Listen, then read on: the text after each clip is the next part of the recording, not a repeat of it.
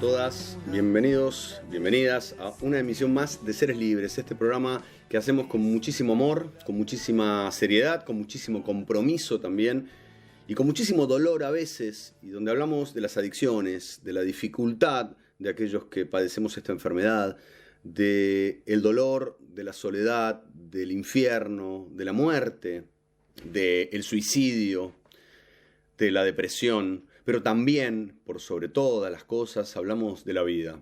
Esto lo hacemos en primera persona. Yo estoy acá hablando ahora, en este preciso instante, con ustedes, no por haber estudiado, no por haberme recibido, no hice cursos.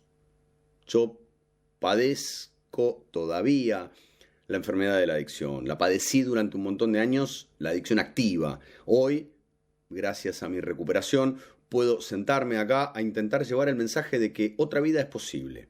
De que más allá de que quizá en este momento estés tomando merca, estés picando, estés inyectando algo, estés fumando pasta base, estés consumiendo porno, estés consumiendo sexo, estés consumiendo juego, comida, operaciones estéticas, o estés tirado en la cama, tirada en la cama y no te puedas levantar, que estés en plena depresión, este programa lo que trata de decirte es, hey, pará. Se puede vivir de otra manera. ¿No es fácil? Claro que no es fácil. Mucho más difícil de todas maneras es vivir consumiendo. Hoy, en la primera parte del programa, voy a tener una charla muy linda. La van a ver, yo ya la tuve, la charla, con Valeria Shapira. Va a hablar sobre la depresión, va a hablar de algunos desórdenes que puede haber, psiquiátricos, o simplemente de la depresión. ¿Qué es la depresión? ¿La depresión es solo estar tirado en una cama? No, la depresión son un montón de otras cosas. Pueden ser muchas cosas más. La segunda parte del programa voy a estar hablando con un amigo, con alguien a quien quiero mucho. Se llama Matías Kornetz. Y quiero que escuchen lo que dice él y lo que dice su hermana también, que es muy emotivo. Es para que entendamos que esta enfermedad lastima al que consume, pero también lastima a la familia. Y muchas veces las familias son grandes responsables también, y ya lo vamos a ver, del consumo o de la adicción de algunos de sus componentes. Quiero agradecer que estén ahí del otro lado. Como lo digo siempre, ustedes son los que hacen posible Seres Libres. Si estás consumiendo ahora, si tenés ganas de consumir, entra a www.sereslibres.org. Informate. Hay un montón de gente en todo el país que está haciendo cosas, que está ayudando para que vos no te mates. Quiero agradecer especialmente a la gente de Cuarta Opción que nos acompaña ya hace meses. Yo después voy a ir agradeciendo a mucha gente que lo está haciendo, pero Cuarta Opción nos acompaña y de una manera muy hermosa. Vamos a ir a la primera parte de la charla con Valeria Shapira.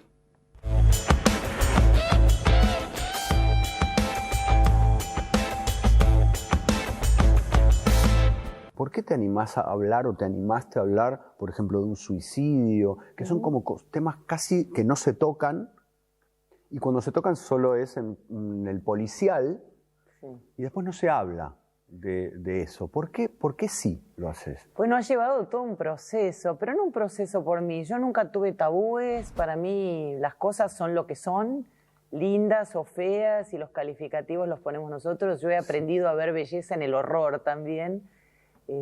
Suena raro, pero no, sí, hay belleza en todo, y también hay belleza en salir del infierno.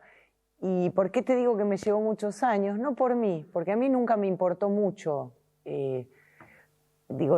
no la respuesta del otro, porque sí me importa, pero nunca me importó mucho ese qué dirán infame que hay a veces, pero a veces tenía esta cosa del mandato de tengo una hermana, tengo mis tíos, ¿viste esta cosa del...? Sí. Y como la vida me fue alejando por cuestiones geográficas de la familia, viven en Europa y demás, es como que dije, bueno, pero ¿qué hago con todo esto que me pasó? Cuento porque a otro le va a ayudar. Y ayudar al otro me ayuda a mí a la vez, es hermoso. Hablamos del suicidio de mi madre, que lo puse en palabras...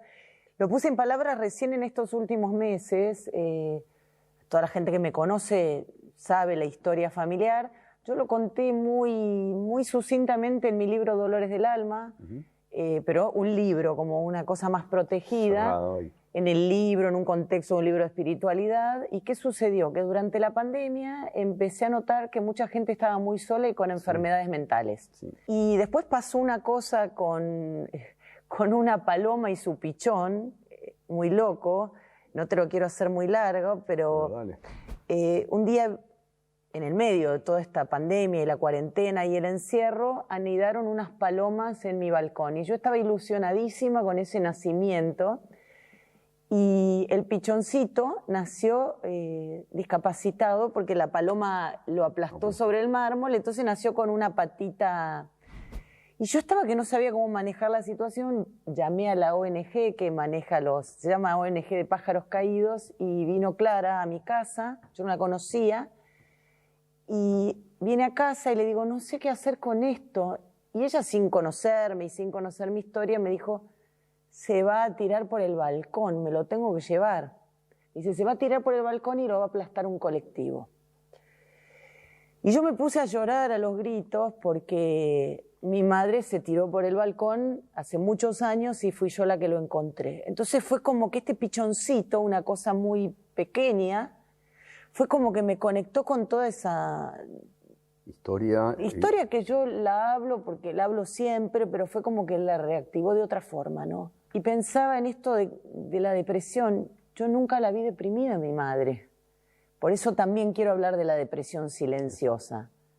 Porque la gente piensa que estar deprimido es estar tirado en la cama, sí, empastillado.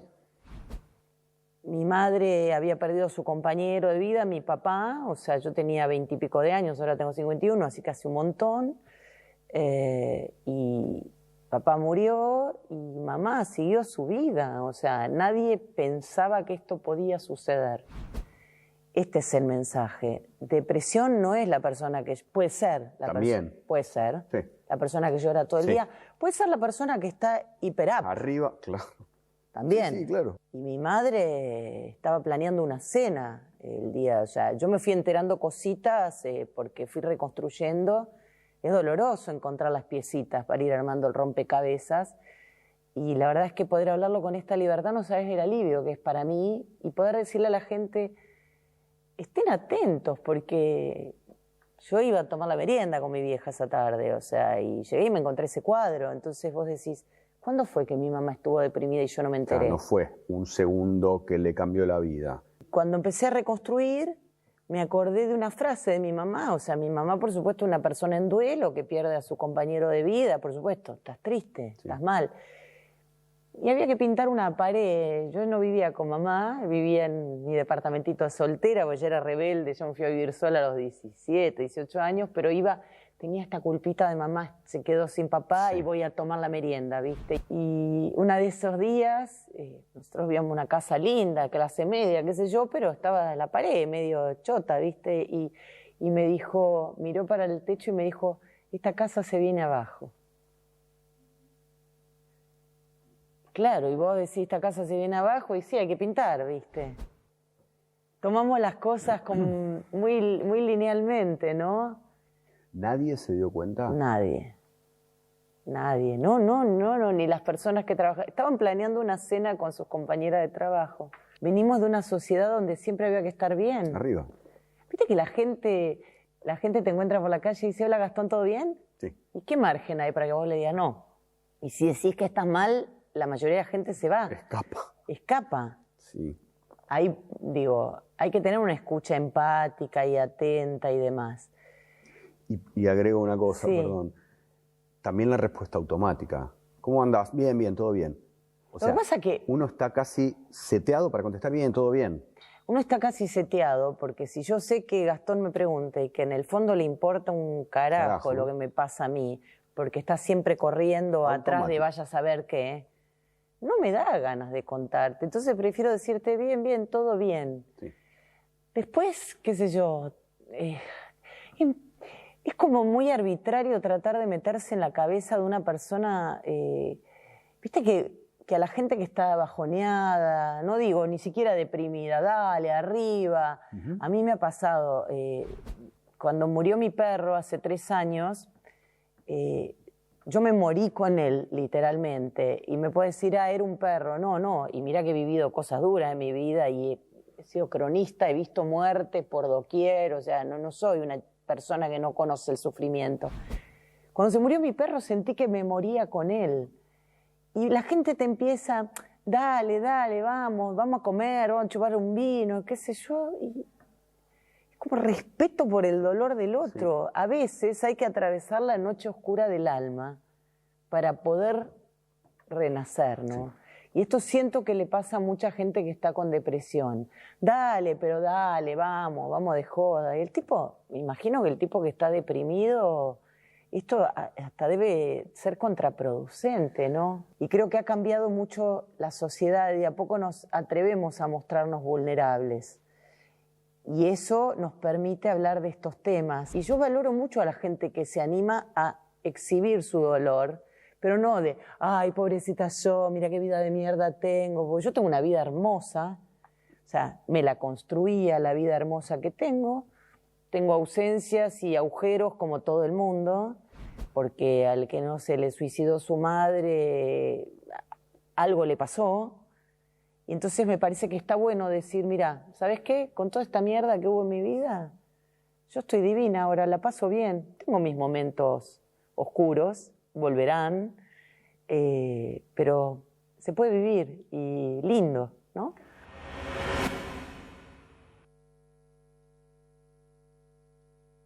Son clarísimos los conceptos de Valeria Shapira acerca de la depresión, acerca del dolor y acerca de cómo acompañar o cómo mirar o cómo después interpretar de alguna manera la depresión. ¿Qué es? ¿Qué podemos hacer? ¿Por qué no lo debatimos más en los medios de comunicación? Bueno, eso estamos haciendo, eso intentamos hacer.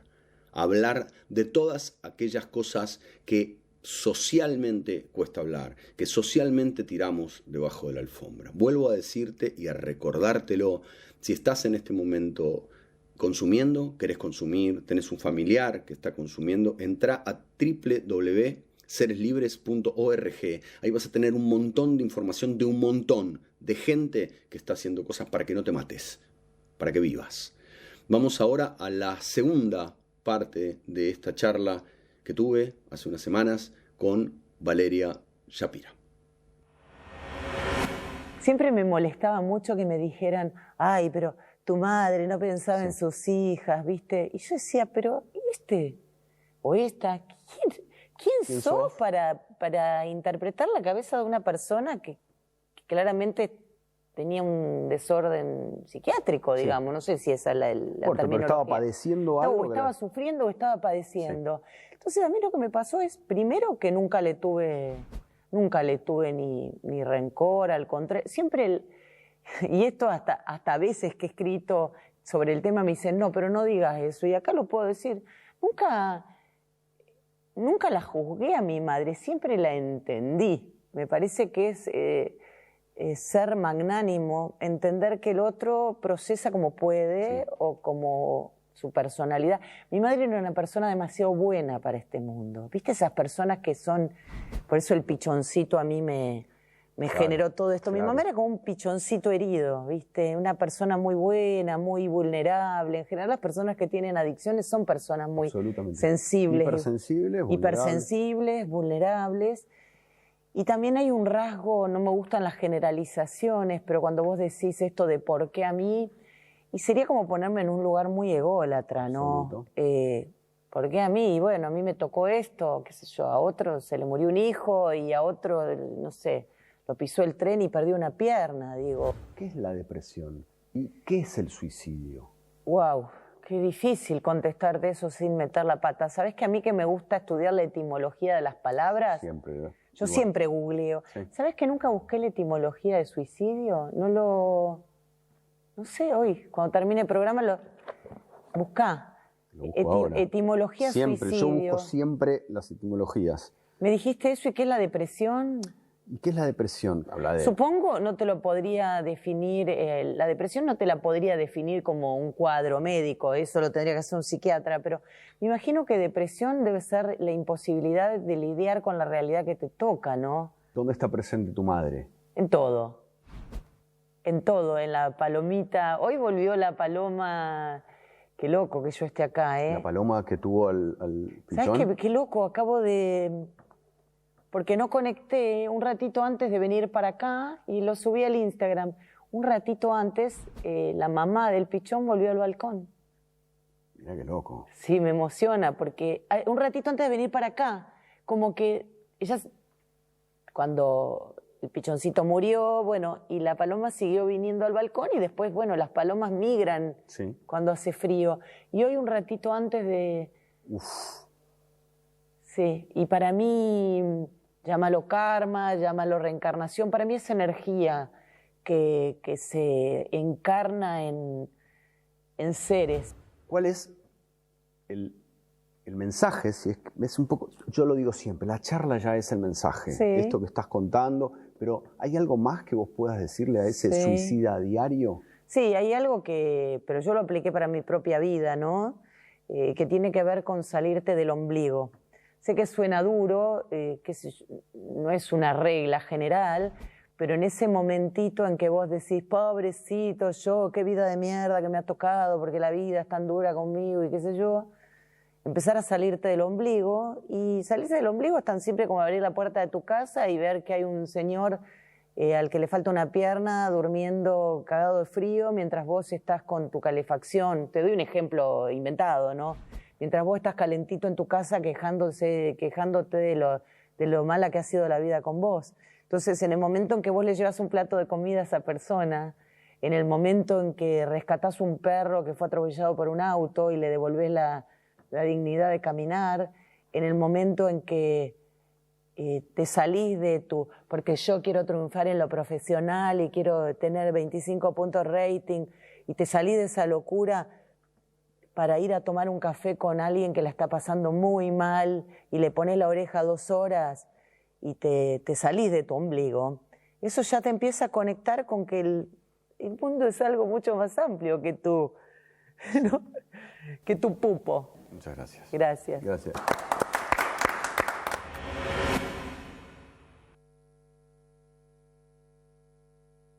Gracias, Valeria Shapira, por tu confianza, por tu apertura, por tu amor y por tu apuesta, además. Deseando que esto que vos viviste, que no lo vivís además como algo terrible, sino lo vivís como algo más de este proceso que llamamos vida, pueda servirle tu testimonio a otros, a otras.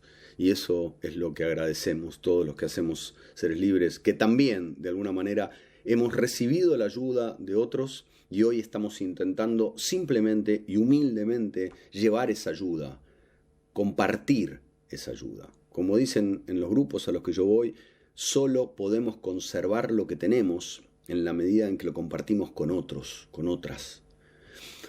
Y ojalá logremos entender eso en esta sociedad tan cerrada en algunos casos, tan egoísta, tan tacaña. Empezar a dar, empezar a compartir, empezar a abrir. Gracias, Valeria, por esta charla.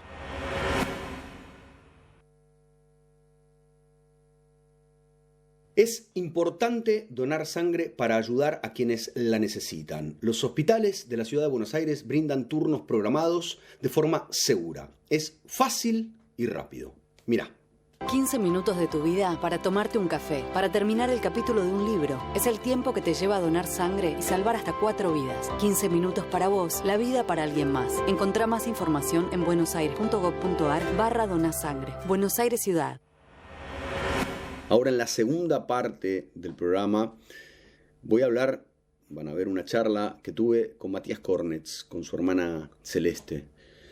En este testimonio van a ver que no importa a qué edad, que no importa la posición económica, que no importa dónde vivís, que no importa si sos alto, bajo, flaco, gordo. Esta enfermedad complicadísima que sigue haciendo sufrir a mucha gente y a mí también, porque tengo gente muy cercana a mí que lamentablemente sigue en consumo y a la que aún yo, que estoy haciendo este programa, que sé del tema, no puedo ayudar. Matías Cornetz y su hermana compartieron parte de su historia, Así que les agradezco a los dos y yo ahora la comparto con ustedes. Vamos.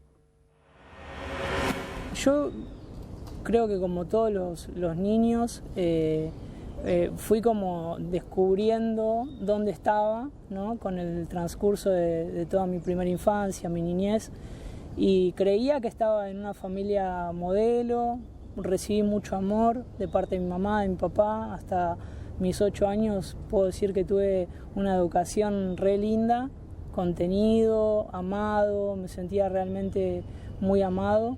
Pero bueno, ignoré que mi papá y mi mamá padecían de enfermedades de salud mental. Los dos eran pacientes psiquiátricos con diagnóstico bipolar, hasta que a mis 9 años, ahí como un poquito más despierto quizás, empecé a registrar que en mi casa habían cosas que no eran normales, tipo, por ejemplo, yo iba al colegio pero iba solo, con mi hermano Nico, íbamos solos. Después mi papá y mi mamá estaban todo el día en la casa, en la cama. Al club me pasaba a buscar mi entrenador y me llevaba al club. Y en el club estaba todo el día solo y los papás de, por ejemplo, mis compañeros los iban a ver jugar al fútbol, le compraban la gaseosa después del partido, que también la ligaba yo, ¿no? Me compraban la gaseosa a mí también. En el colegio lo mismo, o sea, los papás llegaban al colegio y ahí me empecé a dar cuenta como que, o sea, algo pasaba. Y bueno, lamentablemente para mis 9, 10 años, mis papás ya sí finalmente fueron intervenidos en clínicas neuropsiquiátricas. Los dos. Mi papá por intento de suicidio, al cual lo supe atajar yo. Llegué del colegio y entré a mi casa y no encontré a mi mamá, lo cual era rarísimo porque era entrar y era la misma cena siempre. Yo iba a la pieza de ellos y estaban acostados. Solo que ese día mi mamá no estaba y el único que estaba era mi papá, estaba acostado pero tapado hasta el cuello. Tipo re raro eso también, y con su cuerpo en temblor debajo de la sábana, ¿viste? Entonces yo me acerqué para saludarlo, él se puso más nervioso todavía, le pregunté por mi mamá, me dijo que no sabía, y en un momento, como para ver qué era lo que le estaba pasando, me acerqué y me apoyé al lado de la cama, y ahí como que él se vio invadido y me dijo anda, y cuando corre la sábana tenía la 9 milímetros, la tenía agarrada así, y estaba así, le temblaban las manos porque tenía el arma acá, así. Y ahí le dije, pa, ¿qué haces con el arma? Y me dijo, no, la voy a guardar en otro lado porque vos ya sabés dónde está, me dijo. Y ahí, bueno, le dije a mi mamá, y mi mamá como pudo, llamó al SAME y se lo llevaron al Borda. Después a mi mamá entró en una crisis así de un cuadro depresivo muy fuerte, con ataques de pánico y no había forma, y también le intervinieron en una clínica neuropsiquiátrica. A raíz de que me quedé sin papás, me tuvieron que llevar a otro barrio, a una casa, a vivir al cuidado de mi hermana. Mi hermana apenas tenía 18 años, recién se había casado. ¿Y vos tenías? Yo ahí tenía 11. Mucho miedo, mucha paranoia. Ya te arrastraba con lo de mis papás, mucho abandono, que eran mis papás, pero no estaban, nunca estaban conmigo. Entonces todo eso arrastré a ese lugar donde ahora se presentaba lo desconocido, pibes que se habían criado de una manera diferente, que jugaban a otros juegos, que cantaban otras canciones, que jugaban al fútbol, pero de una manera distinta a la que yo jugaba. Yo jugaba en un club, en un marco de la educación, y ahí es donde me vi rodeado de situaciones de riesgo, y lamentablemente no se me ocurrió mejor idea de que elaborar una estrategia de sobrevivencia y me empecé a hacer amigo de todos mis potenciales victimarios. Los mismos chicos que estaban igual en la misma situación que yo, o sea, que estaban tan vulnerados como yo, solo que ellos eran de ahí. Iba al colegio, pero después del colegio, por ejemplo, tenía que... Pues no era que me mandaban a trabajar, viste que muchas veces está esta idea de que te mandan a trabajar. Nosotros si no íbamos a trabajar no comíamos. Entonces teníamos que salir a vender facturas o en el verano latitas en el semáforo. Después, bueno, fuimos encontrando en la calle que había lugares donde se ganaba un poquito más de plata, ¿no? En los centros comerciales, arriba del tren, del colectivo. Y ahí es donde yo empecé a vivir un montón de situaciones de riesgo. Y la droga fue para mí una manera de decir, bueno, o sea, listo, o sea, me arruinaron la vida. Okay. Yo ahora lo voy a ayudar a terminarla, ¿viste? Pero para mí la droga era una manera de anestesiar una herida que estaba sangrando, abierta, y que dolía mucho, y que por ahí la marihuana, el alcohol, la violencia era como un poco una manera de anestesiarlo, y otro poco era una manera también de lastimarme en otros lugares para que no olvidarme un poco de este dolor, ¿viste? Que me duela en otras partes también. ¿Y eran marihuana y alcohol? Era marihuana, ¿Ibas por ahí?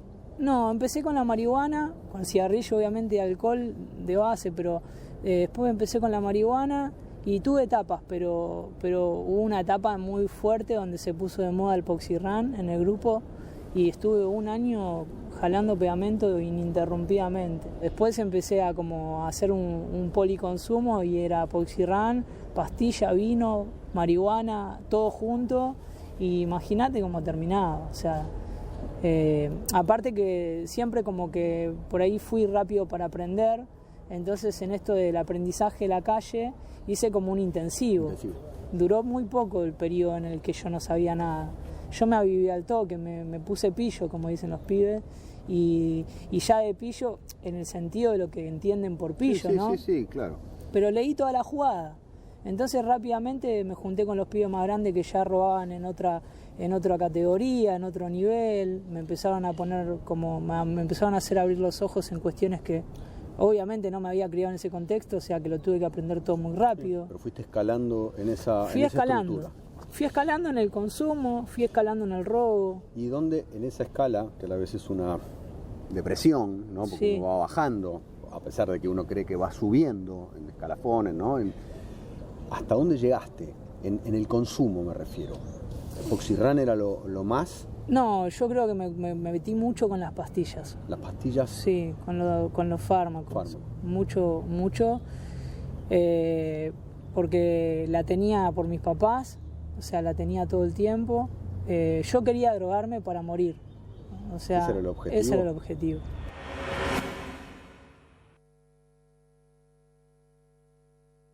Todos aquellos y aquellas que han padecido esta enfermedad o que aún hoy la padecen, todos aquellos de ustedes que estén ahí del otro lado y que tengan familiares, saben del horror que es tener dentro de nuestro círculo cercano, si sea familia o amigos, a alguien en consumo.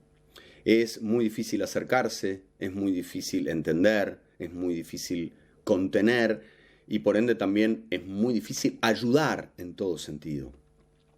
Este testimonio de Matías y de Celeste yo creo que trae luz a este tema, trae un poco de entendimiento de que esta no es una enfermedad donde los que consumen son hijos de puta, mierdas o tienen problemas morales, y perdón que lo diga así. Acá hay una enfermedad. Es difícil, y ya lo hemos dicho en este programa, que alguien que padece cáncer hoy le digan ¿qué haces? Canceroso. O alguien que tenga HIV o SIDA, se le diga sidoso. Lamentablemente sigue ocurriendo, pero cada vez es menor la cantidad de gente que agrede de esa manera. Lamentablemente, en relación a los adictos, todavía es muy común. De hecho, a mí a veces me escriben, che, drogadicto de mierda. Y hoy ya a esta altura me río, ¿no? Me río yo, se ríen mis hijos. Pero lamentablemente sigue ocurriendo. Es como una agresión con una enfermedad. Bueno, esto obviamente siempre habla más de aquel que agrede de que el que está recibiendo la agresión. Esta charla, como dije, es muy ejemplificadora y revela muchos de los mecanismos y de las cosas que pueden ocurrir, además, cuando el amor prevalece por sobre el odio. Vamos a la segunda parte de la charla con Matías y Celeste. ¿En qué momento empezás a decir, che, yo acá, por acá no, por acá me voy a morir? Este era el objetivo. ¿Y cómo empezás a mirar la vida de nuevo? Yo creo sinceramente que fue un milagro, porque no tenía el plan de parar. Tuve un conflicto con las leyes del menor, porque yo andaba haciendo cosas que estaban mal, y ahí fue que me cruzaron y quedé detenido, y tenía 17 años. En ese momento no estaba viviendo en mi casa, estaba totalmente afectado por el consumo. pero muy, muy complicado porque era consumo, delito, violencia, o sea, era totalmente, digamos, sin límite la cuestión. Y cuando me detuvieron y ahí me fueron a buscar mis papás a la comisaría, me enojó mucho que me hayan ido a buscar. Porque era como, o sea, no me saques, ¿viste? Déjame acá, o sea, no... y en ese momento, bueno, les dijeron ellos al comisario que estaba ahí de que ellos eran los 2 pacientes psiquiátricos y que no se podían hacer cargo de mí, que yo hacía años que había perdido el control para ellos. Entonces que no sabían qué hacer. Y en ese momento me habían dicho que para que esto se calmara yo tenía que hacer un tratamiento y salí bajo ese acuerdo. Y como mis papás no me podían cuidar, no se podían hacer cargo de acompañarme, que tenía que haber alguien más. Y ahí apareció mi hermana Celeste, que yo tipo... Sí, sí, Celeste, que está hoy acá. Y ella me dijo, mirá Matías, o sea, así, Matías, ¿viste? Nada de Mati. Mirá Matías, si vos realmente entendés que esto es grave y que necesitas ayuda y que para salir de esta el tratamiento te va a ayudar, contás conmigo. Hizo una introducción que te cuento, te invito. ¿Voy a llorar? No. Llorá, si querés llorar, eso es televisivo. Si querés llorar, llorá. Gracias, Moria. ¿Cómo vos recordás ese momento de hermanos? Fue un momento duro, ¿no? Porque yo siempre decía, pedía a Dios por él, porque lo veía muy mal y desde muy chico. Entonces era como que no había chance de que zafara de la muerte, ¿no? Y como hermana el dolor era grande y la impotencia era grande porque no sabía cómo. Yo decía siempre, Dios, prepárame para que... Mirá cómo le hablaba a Dios, ¿no? Decía, Dios, prepárame si mi hermano va a venir en una bolsa, prepara mi corazón. Vos veías eso ya. Eso podía pasar. Sí, o sea, ya lo habíamos echado de casa 2 veces, porque cada vez que venía Mati es algo que siempre recuerdo, ¿no? Que era, viene Matías. Claro, era un problema. Era un problema que no había cómo hablarle, no había cómo revertir la situación. Siempre que venía él, iba a haber un problema. Y me acuerdo cuando llegó el patrullero a casa, dije, Mati. Lo pensé. Y bueno, al toque vino el papá de él y dijo, tu mamá quiere hablar con vos. Y ya dije, bueno, es Mati. Y cuando fui me dijo, Cele, por favor, hace algo por Matías. Y yo siempre había querido hacer algo. Yo dije, bueno, listo, si yo lo voy a hacer, va a ser a mi manera. Va a ser como yo diga. Bueno, si es a mi manera, que quede adentro. Claro. Era algo que no habíamos probado. Y era algo, no sé, me salió así, qué sé yo. Y bueno, y quedó una noche... mal, obviamente esa noche yo no dormí. ¿Y vos esa noche cómo la recordás? Fue la noche en la que pensé, creo, ¿no? En medio de mi locura fue como, che, acá estoy estoy acorralado y mis posibilidades eran, si salgo de acá me doy a la fuga y como otros tantos amigos viviré con fuga, con pedido de captura, o vuelvo a mi casa y sé que esto es así. Y estaban esas dos, ¿viste? Y en medio de esas dos, o sea, fue como si me doy a la fuga, pierdo algunas cosas, no es que no, porque, y ahí me imaginé, bueno, no sé por qué en ese momento me imaginé a mi sobrina, que en ese momento tenía, no sé, 4, creo que 5 años. No, 2 años tenía. Sí, bueno. Y me imaginé a Nico, con ella no, porque yo estaba como muy enojado, no sé. Yo era la ley. Claro. Vos eras, ¿no? Que lo dejen adentro. Claro. Y fue como en esa actitud que acepté ir a un tratamiento, hacer un tratamiento. Bueno, yo estuve esperando un turno, que eso suele pasar, ¿no? Que te dejan en espera hasta que te llaman, y durante todo ese tiempo estuve en mi casa. Y no había dejado de consumir marihuana, era como que había logrado conseguir y lo seguía haciendo en mi casa, no salía a la calle. Lo cual me costaba un montón, porque yo siempre digo que a mí me costó más dejar la calle que la droga. Y en ese momento me acuerdo cuando finalmente llegó la entrevista con la psicóloga, ¿no? con los operadores, ya no era una entrevista de admisión, ahora era mi primera entrevista con la psicóloga. Y la psicóloga tenía que abrir sí o sí como un expediente, como una historia, y me empezó a hacer preguntas protocolares de cómo me llamaba, qué edad tenía, cuándo había empezado a consumir, qué consumía, qué hacía para conseguirla, si alguna vez había lastimado a alguien. Esas preguntas que fueron para mí re incómodas, no respondí casi a la mayoría, las respondí mintiendo porque yo no conocía a quien estaba enfrente. Pero me hizo una pregunta que provocó en mí un tsunami y no lo pude frenar. Me preguntó, ¿y a vos alguna vez te lastimaron? Y eso fue como... O sea, no pude responder. Y es el día de hoy que cuando lo cuento y vivo ese momento, digo... En ese momento fue como... Esto me lo tendrían que haber preguntado a los 11 años. O sea, fue como... Ahí, bueno, en el tratamiento una de las cosas que pude es darme la oportunidad de voltear, ¿no? Y de mirar para adentro. Eso fue una de las primeras cosas que pude hacer, como, bueno, o sea, fue esto. Me parece que esa pregunta dio lugar a decir, che, todo esto tiene nombre y apellido. Y al principio yo tenía mucho miedo con los no, y después cuando vi que iba funcionando, porque él no se movía del lado mío y él estaba respetando eso. Él no se podía mover del lado mío. Tenía que yo ser como su custodia, ¿no? Y estaba funcionando, dije, wow, creo que hay esperanza, hay posibilidades. Y ahí lo empecé a acompañar, lo empecé a conocer, porque no lo conocía.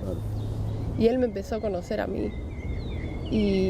Y fue un tiempo muy lindo. Él empezó a disfrutar de mi hija, que la verdad todos vivimos complicaciones, ¿no? Y eran golpes por todos lados, pero había un Matías que estaba vivo y eso era súper bueno. ¿Qué es para vos la libertad y qué es para vos la vida? La libertad, yo creo que es poder hablar, es poder ponerle nombre a las cosas, es poder no tener miedo de decir, ¿no? De decir lo que sentís, de decir lo que te pasa, de decir lo que querés, de decir lo que te duele. Y esa libertad que te permite muchas veces ponerle palabras es la que después también te da la posibilidad de encontrar ayuda. Porque yo no creo que todos se hubiesen puesto de acuerdo para arruinarme la vida. Pero yo también me cerré y eso me parece que fue una de las cosas que me terminó dañando tanto. Para mí la libertad es eso, ¿no? Es poder expresarse. Y la vida creo que es el resultado, ¿no? de una persona que es libre. Una persona que finalmente puede decir, puede sentir y se enfrenta a la realidad, ¿sí, no? Porque creo que justamente el ser preso es huir de esa realidad. A mí los primeros que me ayudaron fueron mis familiares, así como pudieron, ¿no? La segunda línea que me ayudó fueron los profesionales de la salud, porque la verdad que todo el equipo me ayudó un montón. Es enfrentar la realidad, aunque sea dura, pero enfrentarla. Y cuando encontrás esa fuerza en la familia, en profesionales, en amigos, en profesores, en referentes, y en mi caso, como digo, en Jesús, y ahora yo le hago frente a lo que haya que hacerle frente.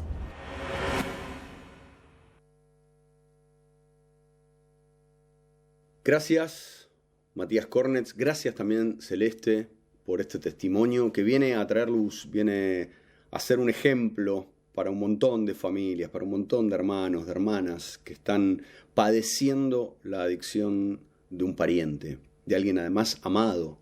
De qué manera el amor, como dije antes, puede vencer al odio, puede estar por sobre el odio, que pueden generarnos un montón de cosas en la vida. De qué manera el amor lo redoblamos, cuando parece que todo está perdido, y esto parece una canción y hasta parece cursi y naif lo que estoy diciendo, pero cuando todo está perdido, y yo lo digo por experiencia propia, porque ya lo contaré en este programa en unas semanas, yo estuve al borde de la muerte y solo ahí entendí que tenía que pedir ayuda y que tenía que aceptar, además, esa ayuda.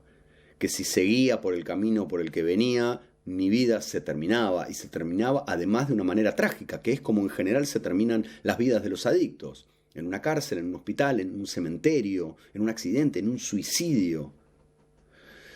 Gracias entonces a cada uno, gracias, vuelvo a agradecer a Cuarta Opción, que nos acompaña y que nos acompaña genuinamente. Un montón de comunidades de este país están acompañando. Y si estás ahí del otro lado y tenés una comunidad, o si conocés comunidades, entra a www.sereslibres.org y ahí vas a poder anotarte. Digo, porque lo que estamos intentando es hacer un relevamiento, hacer un directorio de todas las organizaciones, comunidades terapéuticas y grupos que trabajan con adictos. Ahora, y anótate ahí. Ahora vamos a ir a la última parte del programa. Voy a tener una charla con Sergio Grossman para hablar específicamente de salud mental. Escuchen, porque seguramente en esta sociedad tan loca, muchos tenemos a alguien cercano que puede estar padeciendo un desorden psíquico, psiquiátrico. Vamos a la charla que tuve con Sergio Grossman. Podemos ver a la enfermedad mental como algo que te restringe la libertad.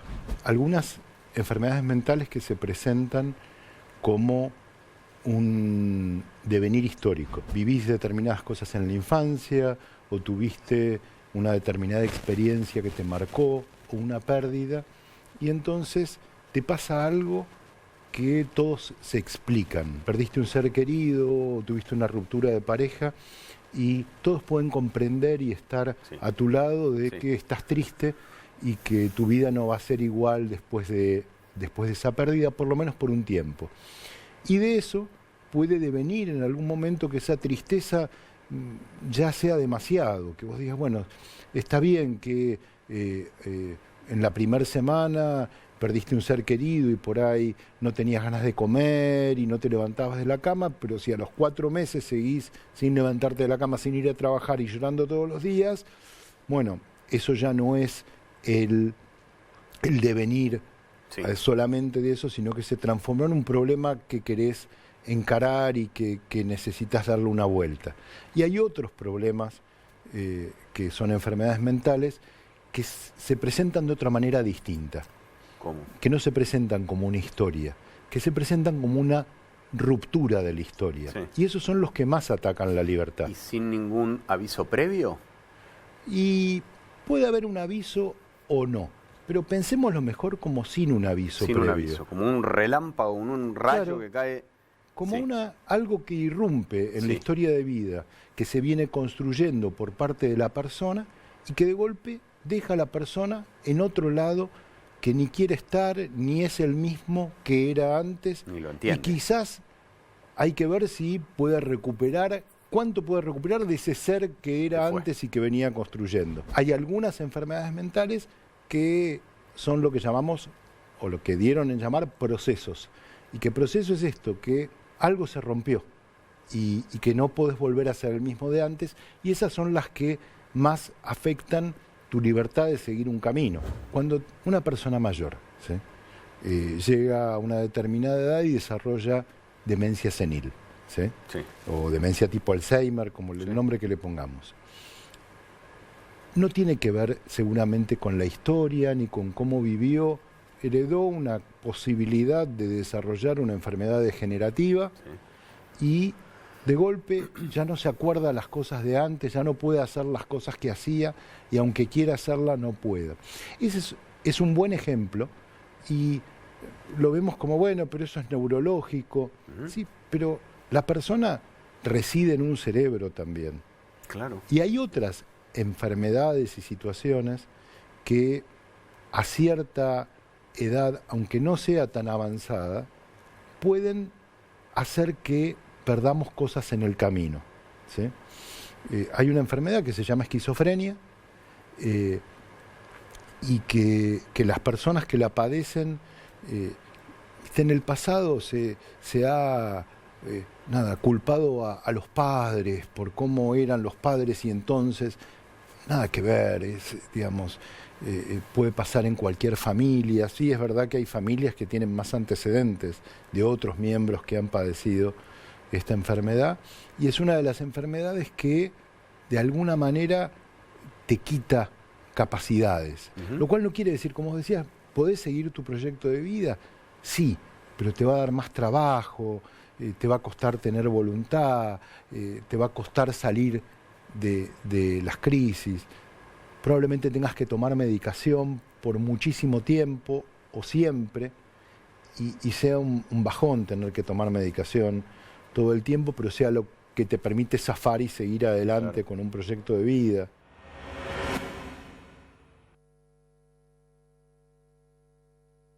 Gracias, Sergio Grossman, también, y gracias a todos los especialistas que en estos meses han estado sumándose a este programa que trata de llevar un mensaje de esperanza, como lo vengo diciendo. Gracias por la claridad de conceptos y gracias también por hablar en televisión seriamente de algo que en general solo se habla cuando hay algún accidente, algo que lamentar. Este programa previene, es lo que intentamos. Honestidad, receptividad y buena voluntad nos piden a aquellos que vamos a ciertos grupos anónimos de recuperación. Honestidad para reconocer la enfermedad, humildad también para reconocer nuestra enfermedad, receptividad para escuchar, aceptar, entender, compartir lo que nos dicen. Buena voluntad, que no es tan fácil, tener voluntad de cambio, tener energía para que eso ocurra. Quiero decir que nosotros estamos haciendo un programa que no había sido hecho nunca. A veces nos sale bien, a veces nos sale mal. En este caso, como verán, el decorado es el hotel en el que estoy en Uruguay. Pero lo digo siempre, lo repito, acá es más importante el mensaje.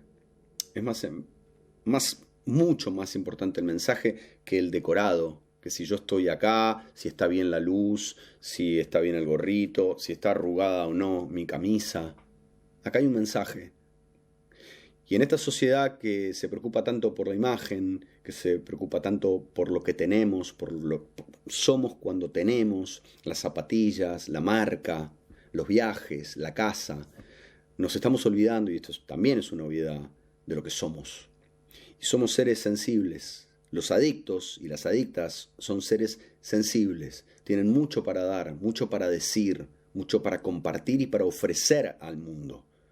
No los matemos, no los castiguemos, no los juzguemos.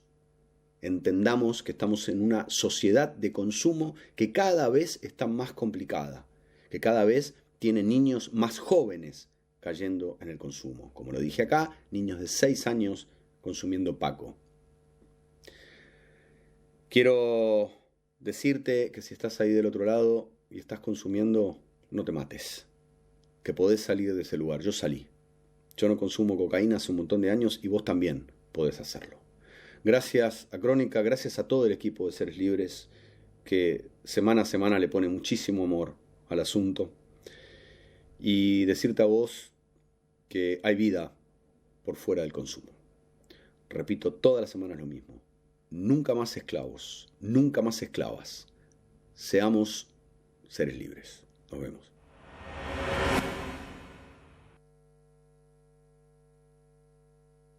Es importante donar sangre para ayudar a quienes la necesitan. Los hospitales de la ciudad de Buenos Aires brindan turnos programados de forma segura. Es fácil y rápido. Mirá.